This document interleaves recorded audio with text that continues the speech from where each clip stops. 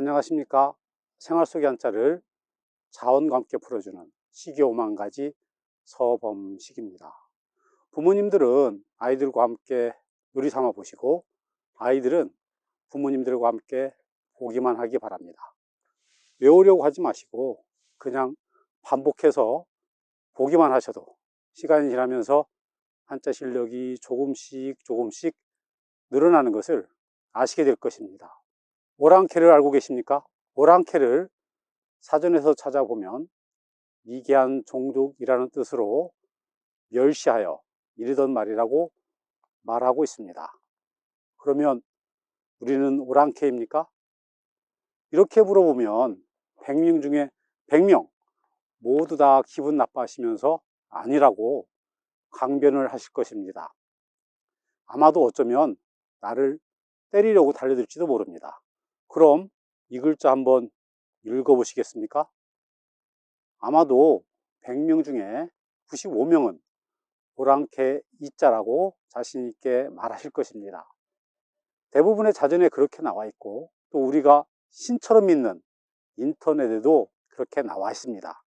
심지어는 학교 다닐 때에도 선생님들에게 그렇게 배웠으니 여러분들의 잘못은 아닙니다. 우리 민족을 흔히 동이족이라고 말들을 합니다. 오랑캐 이자라고 말하였으니 우리 스스로가 동쪽에 있는 오랑캐 민족이라고 말하는 것이 되는 것입니다. 그럼 오랑캐이라고 읽었던 이 글자를 어떻게 읽어야 할 것인지는 뒤에서 알아보도록 하겠습니다. 오늘은 동이족의 한자에 대해서 한 글자씩 풀어보도록 하겠습니다. 먼저 동력 동자에 대해서 알아보도록 하겠습니다.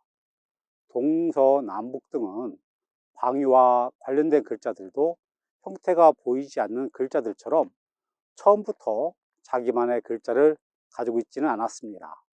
처음에는 소리가 같거나 비슷한 글자를 같이 사용을 하다가 결국에는 그 글자를 빼앗아 버리고 애초에 사용했던 글자들은 다른 모양으로 변하여 사용하게 됩니다.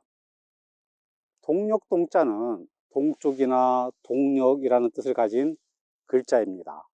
동력동자를 해석할 때 나무 목자와 날일자가 결합한 모습으로 보고 해가 떠오르며 나무에 걸리는 모습으로 해석을 하였었습니다. 그러나 갑골문이 발견된 이후에는 동력동자가 보따리를 꽁꽁 묶어놓은 모습을 그린 것임을 알게 되었습니다. 그래서 원래 동력동자의 본래 의미는 묶다, 물건이라는 의미를 가지고 있습니다. 그래서 다른 글자와 결합할 때에는 여전히 보따리와 관련된 뜻을 전달을 합니다. 무거울 중자는 무겁다나 소중하다라는 뜻을 가진 글자입니다. 무거울 중자는 마을 이자가 부숫자로 지정이 되어 있지만 마을과는 아무런 관계가 없는 글자입니다. 왜냐하면 무거울 중자는 동력동자와 사람 이자가 결합한 것이기 때문입니다. 동력동자는 원래는 끈으로 동여맨 보따리를 그린 것입니다. 그래서 무거울 중자는 사람이 무거운 짐을 등에 지고 있다는 의미에서 무겁다라는 뜻을 갖게 된 것입니다. 보따리에는 곡식의 씨앗과 같이 매우 중요한 것이 담겨져 있었습니다. 그래서 무거울 중자에는 소중하다나 귀중하다라는 뜻도 함께 가지고 있는 것입니다. 그리고 오늘 꼭 말하고 싶은 글자는 대부분이 오랑캐 이자로 알고 있는 이 글자입니다. 이 글자는 오랑캐나 동방종족을 뜻하는 글자이다 라고 설명을 하고 있습니다. 이자는 클 때자와 활궁자가 결합한 모습을 하고 있습니다. 그러나 갑골문에서 보면 이자는 화살시자와 몸기자가 결합한 모양을 하고 있습니다. 여기에서 몸기자는 새끼줄을 뜻하는 것으로 화살에 새끼줄이 감겨 있다는 뜻을 표현한 것이다 라고 보는 견해가 있습니다. 그러나 시기는 몸기자처럼 보이는 것은 그림에서 보이는 것처럼 시위를 풀어놓은 활을 그린 것이라고 생각을 합니다. 활은 전시가 아닌 평시에는 시위를 풀어놓은 상태로 보관을 하게 됩니다. 예전에 도울필자를 기억할 때 농담으로 조용필 필자로 이야기를 하곤 했었습니다. 도울필자는 활궁자가 두 개가 있고 그 가운데에 일백백자가 있는 모습을 하고 있습니다. 그럼 일백백자는 무엇을 그린 것일까요? 일백백자는 쉬가 풀린 활에 묶기 위해 도움을 주는 도지개를 그려 놓은 것입니다. 그래서 두 개의 활과 도지개가 있는 모양의 도울필자가 돕다라는 의미를 가지게 된 것입니다. 활궁자에 어조사자가 더해져서 만들어진 느출이자는 쉬를 느슨하게 한다는 의미를 갖는 것입니다. 후한 때 허신의 설문회자에서 이 글자를 설명하면서 큰 활과 관련이 되어 있다고 하고 있어 우리 민족이 활을 잘 다루는 민족임을 말하고 있습니다. 이러한 이유로 시기는 이 글자를 오랑캐 이자가 아니고 큰 활 이자라고 말을 하고 싶습니다.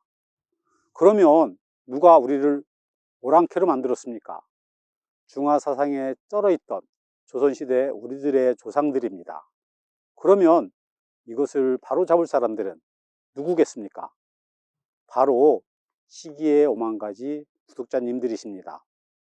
우리 시기의 오만가지 구독자님들부터 바꾸어 나가면 후대에 한자를 공부하는 사람들이 오랑캐 이자라고 말하지 않고 큰 활 이자라고 말하게 된다면 시기의 오만가지는 그 역할을 다했다고 생각을 합니다. 다음으로 알아볼 글자는 결의족자입니다. 결의족자는 결의나 일가, 물이라는 뜻을 가진 글자입니다. 결의족자는 나붓길 언자, 깃발 언자와 화살 시자가 결합한 모습을 하고 있습니다. 깃발 언자는 깃발이 나붓기는 모습을 그린 것으로 나붓기다나 깃발이라는 뜻을 갖고 있습니다. 여기에 화살 시자가 결합한 결의족자는 공동체를 표현한 것입니다. 씨족 공동체를 이루고 있던 고대에는 종족 간의 전쟁이 많았습니다.